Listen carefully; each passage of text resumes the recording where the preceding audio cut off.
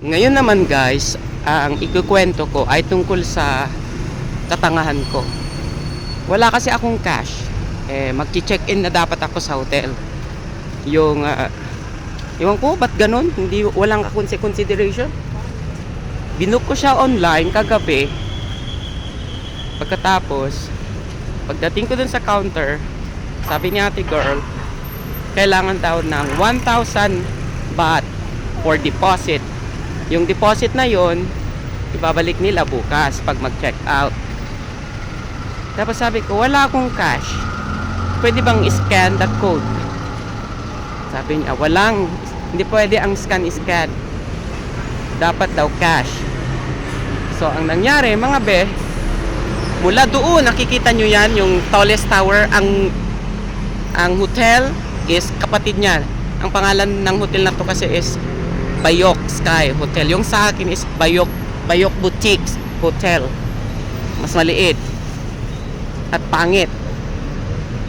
Pangit din ang kanilang pangit din ang kanilang tawag doon, accommodation. Hindi man lang nila ako pinapunta muna sa taas. Di ba bayad naman na. At balikan ko na lang sila at magbayad ako ng deposit. Pero siguro talaga naman, kahit naman ako siguro, bayad muna ng deposit bago go sa room. So, ang nangyari guys, ito, naglalakad ako ngayon. Naghahanap ako ng ATM. Naghahanap ako ng ATM. Kaya lang guys, yung ATM ko, wala pala akong ATM card. Kasi matagal na akong hindi nag-ATM card kasi nagka-cardless lang ako. Cardless? Diba?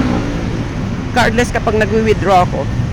Ngayon, ang nangyari, hindi ka makapag-cardless transaction kung wala yung mismong ATM machine ng bank mo. Marami na ako nakitang ATM machine pero hindi yun yung bank ko. Kaya ngayon napunta talaga ako dito. Hanapin natin ang ating bangko. KTB ang bangko ko. Hindi ko kabisado tong lugar na to Ayun, doon talaga ako galing Napunta na ako dito. So, good luck guys. Next time, piliin niyo yung hotel nyo.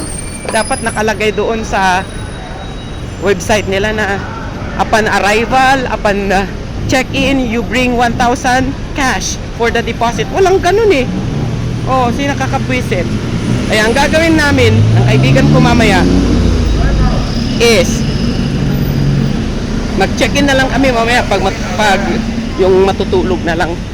Mag-happy na lang muna kami dito sa mga bar. Ayan, pag yun, magiging tulugan na lang namin. Kasi alam nyo kung bakit kami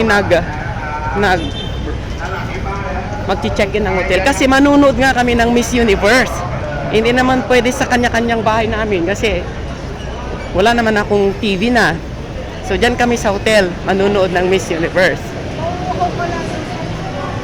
So, ayun, ATM ATM siya, pero hindi siya KTB, SCB. At ng pating naman.